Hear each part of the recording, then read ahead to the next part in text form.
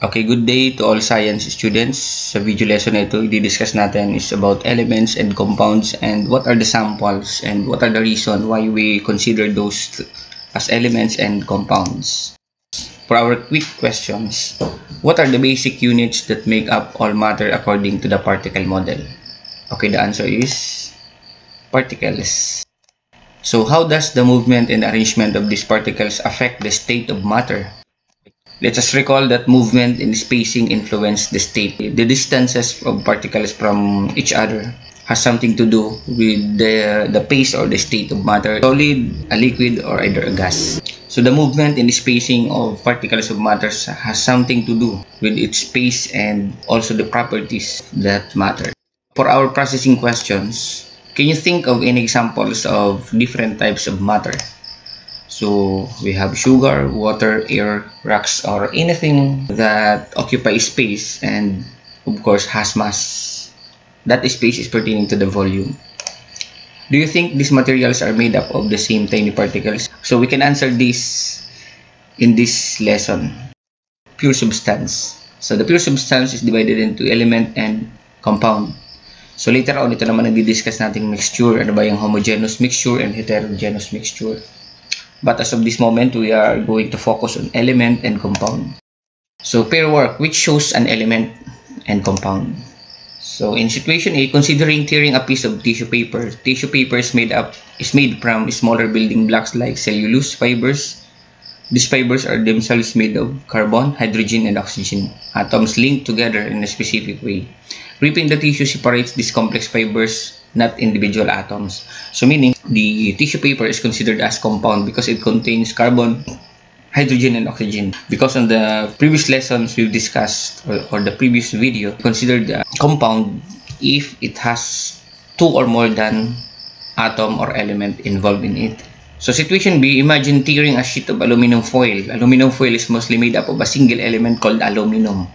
When you rip it, you're separating tiny pieces of aluminum, each is still being aluminum, meaning aluminum foil is an element. So for our essential question, what generalization can you make for elements and compounds? How can you easily distinguish them? So let us define first what is element, what is compound.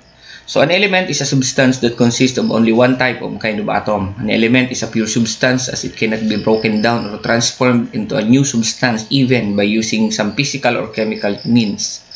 Elements are mostly metals, non-metals, or metalloids. When you see compounds, on the other hand, are also pure substances when two or more elements are combined chemically in a fixed ratio. However, these substances can be broken down into separate elements by chemical methods. So yun pa magkakaiba. An element cannot be broken down by any physical or chemical means. Kasi nga, halimbawa, hydrogen siya, hydrogen. Unlike compounds, a combination of two or more. Halimbawa, water is consisting of two molecules of hydrogen and one molecule of oxygen. We can separate that individually into hydrogen and into oxygen. Like for example, in electrolysis process, we can separate hydrogen and oxygen from water. Okay, let us have this activity. We have here a list of different materials or substances. Okay, we have baking soda, vinegar, aluminum foil, diamond, sugar, stainless steel, shiny coin, sulfur powder, graphite or pencil lead, and table salt. We are going to identify them as element and compound. Alin kaya dyan ang mga elements? Tingnan natin.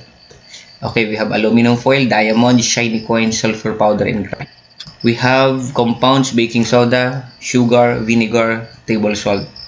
So bakit hindi yan kasama ang stainless steel? So ito ang reason bakit wala siya sa element and bakit wala siya sa compound. Stainless steel is an alloy and it is homogeneous. An alloy is a solid mixture. Dito pa lang po, solid mixture siya of different metal components. It is homogeneous mixture. So under na siya ng mixture. So tinawag siya na homogeneous because of one appearance. So the components contained in the mixture are uniformly distributed throughout the mixture.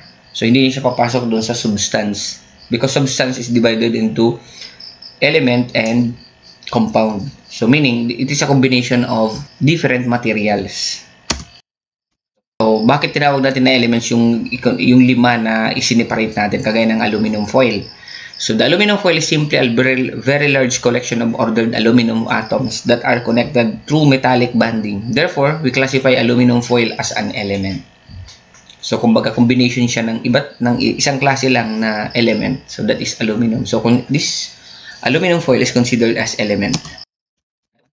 Diamond. Diamond is a solid form of the element carbon with its atoms arranged in a crystal structure called diamond cubic. One particular kind of atom.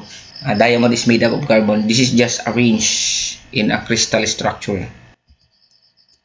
Okay, next. Shiny coin. Copper penny is made up of many copper atoms. So copper, one particular kind of atom. A copper atom cannot be broken down in a smaller, simpler particle. An atom is already the smallest particle. Since pure copper is made up of this indivisible atom, it is classified as an element. Sulfur powder. Sulfur is a chemical element. Yan. And another one, graphite, is not a compound. It is a pure element. It is referred to as an allotrope of carbon. So, yung ginagamit sa lapis, that is considered as element. Bakit naman compound itong apat na to? Number 1, baking soda.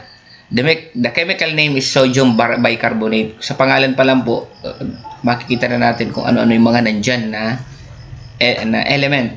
So, combination of different element. Ang chemical formula po nito, ito. Kung papansin natin, Na is sodium, we have hydrogen, we have carbon, we have oxygen. So, combination of different different kinds of element. Okay, next.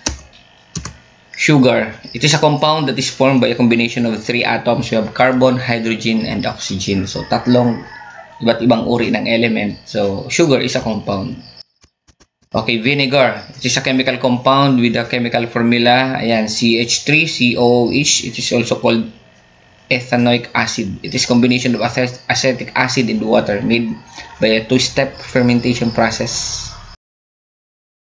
Okay, table salt. Sa pangalan pa lang po ng table salt, sodium chloride. So pinagsamang sodium and chlorine, also known as table salt. It is an ionic compound with a chemical formula NaCl, representing a 1:1 ratio of sodium and chloride ions.